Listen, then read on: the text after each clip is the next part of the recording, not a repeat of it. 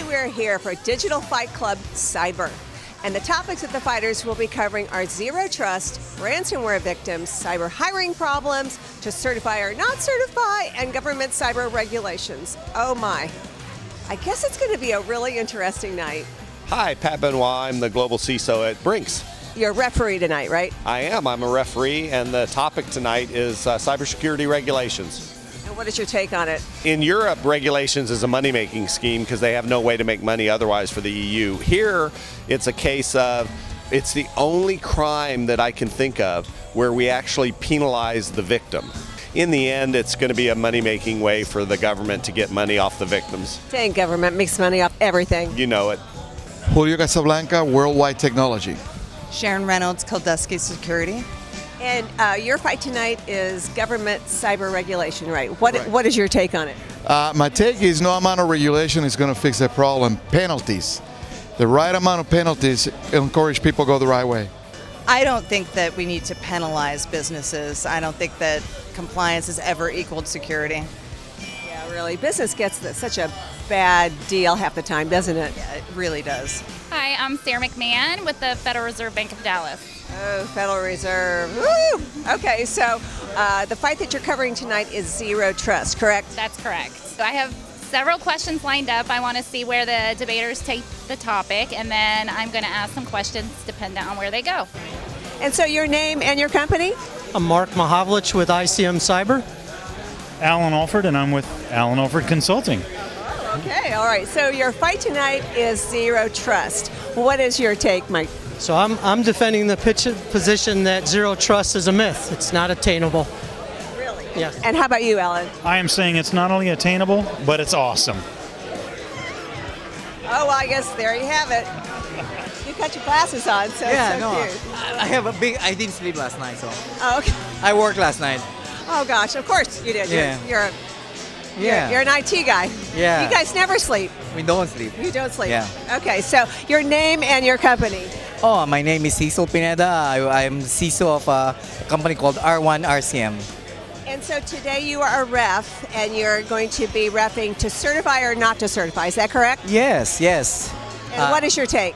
Well, it really depends on the job. So, if you're looking for someone that needs to do a lot of documentation, a lot of GRC type work, I think certification will work. But if you're doing a lot of technical work, I don't think certification is required.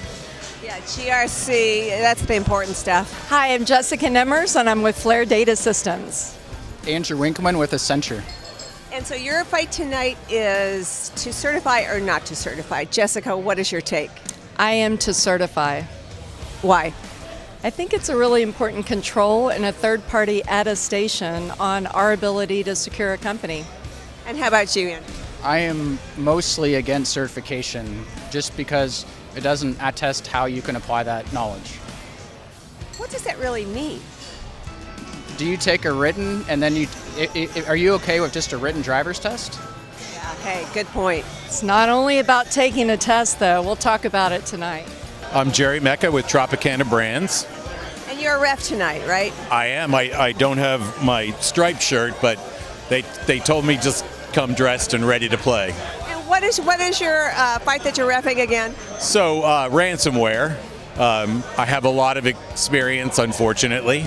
And People breaking into Tropicana. well, not Tropicana, just in the years of doing IT, bad doers appear, especially when there's money. And so my refereeing will be challenging the folks that are presenting on some things they're contending are either truths or opinions, and just trying to understand whether or not I really believe where they're coming from in an effort to pick which one wins. You're going to be hard on them, aren't you? I find usually a way to stump the stars no matter what I do. My name is Alex Sharonis, and I'm with PwC. And how about you? I'm Dave Trader. I'm the field CISO for Presidio. Your fight is ransomware. What is your take? You know, I think we should pay everybody.